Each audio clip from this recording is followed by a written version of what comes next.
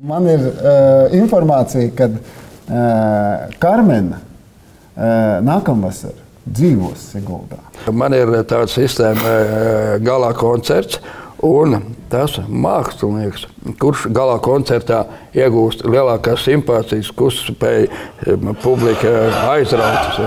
Tam māksliniekam es atkal veidoju izrādi. Pagājušā vasarā Klementīna Mergena burvīgi, simpātiski, skaista, šarmanta, īsta francūzieta. Manā uztverē šodien pirmā Karmena pasaulē, burvīga sieviete. Ja?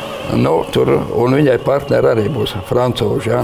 Filips Do, kas man kozēja dziedās, un arī Pieris Privo, kas mums tas toredors, viņa arī galā koncertā parādīs tur tādu savu klasu atkal. Tātad tas būs tīrākais franču variants. Būs viens no pasaules lieliskā četrnieka tenoriem. Ir šobrīd Kaufmans, Alaņa, Flores un Alvarez Marčelo.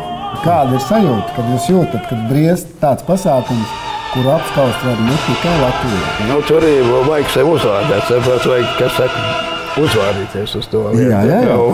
Un ja tā uzvārīšanās notiek, tad saprotiet, ja ir augsts temperatūra, tad arī kādreiz arī bija visādi lokomotīvas gāja ar tvaiku. Un es arī tāpat sevi dzenu ar savām emocijām, ar savu iedvesmu. Ja? Iedvesmi, enerģija vajadzīga un pārliecība. Opera mūzikas vajag Siguldai piestāv kā ziemassnieks, kā Valtam Krēklam slips.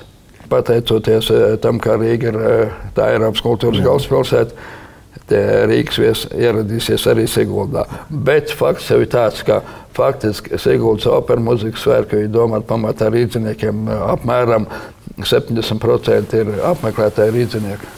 Un pārējie 30 būs no Parīzes?